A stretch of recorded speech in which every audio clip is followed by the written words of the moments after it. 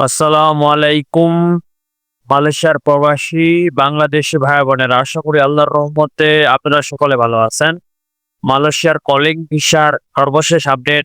মালয়েশিয়ার কলিং ভিসায় আপনারা কিভাবে আবেদন করতে পারবেন, আবেদন কবে শুরু হচ্ছে, সকল তথ্য আমরা এই ভিডিওতে জানানোর চেষ্টা করব। যদি আমাদের এই ছোট ধরনের ভিডিওগুলো ভালো থাকে তাহলে অবশ্যই সাবস্ক্রাইব করবেন এবং বেল আইকনটি বাজিয়ে দিবেন কোনো ভিসা রিলেটেড। মালয়েশিয়ার বিদেশি কর্মী নিয়োগের আবেদন শুরু হচ্ছে 19 জানুয়ারি। শেষ কবে হচ্ছে? মালয়েশিয়ার শ্রম বাজারে জনবল সংকট নিরসনে বিশেষ উদ্যোগ নিয়েছে দেশটির সরকার। 2025-26 সালের জন্য কেস বাই কেস ভিত্তিতে বিদেশি কর্মী নিয়োগের বিশেষ কোটার আবেদন ও নীতিমালার ঘোষণা করেছে মালয়েশিয়ার পররাষ্ট্র মন্ত্রণালয়। আগামী 19 জানুয়ারি থেকে শুরু হতে যাচ্ছে এই বিশেষ প্রক্রিয়া। কিছু সুনির্দিষ্ট খাতে শর্ত সাপেক্ষে বিদেশি কর্মী নিয়োগের অনুমতি দিয়েছে মন্ত্রণালয়।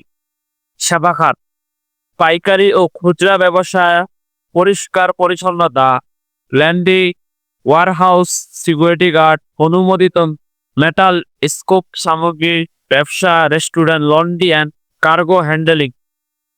2 নম্বর হচ্ছে উৎপাদন, ম্যানুফ্যাকচারিং, বিদ্যমান কারখানা কর্মী প্রতিস্থাপন এবং মালয়েশিয়ার ইনভেস্টমেন্ট ডেভেলপমেন্ট অথরিটি অনুমোদন দিয়েছে নতুন বিনিয়োগ প্রকল্প।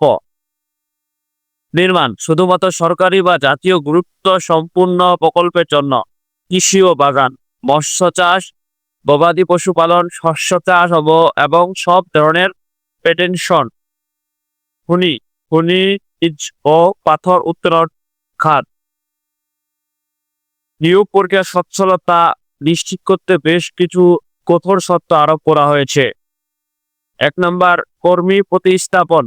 রেস্টুরেন্ট ও ম্যানুফ্যাকচারিং খাতে 2024 সাল থেকে বর্তমান পদ ও কার্গো সেবা ক্ষেত্রে 2021 সাল থেকে বর্তমান পদ চেক আউট মেনু থাকতে হবে। নিয়োগ কর্মকর্তা অবশ্যই ইমিগ্রেশন বিভাগ থেকে সত্যায়িত চেক আউট মেমো এবং কর্মী মালয়েশিয়া থেকে প্রমাণপত্র জমা দিতে হবে। নাম্বার, নির্মাণ খাত। আবেদন শুধুমাত্র মূল ঠিকাদার বা মনোনীত সাব কন্ট্রাক্টর করতে পারবেন। এক্ষেত্রে সংশ্লিষ্ট সরকারি সংস্থান বা প্রতারণা নিশ্চিতকরণ পত্র বাধ্যতামূলক থাকতে হবে।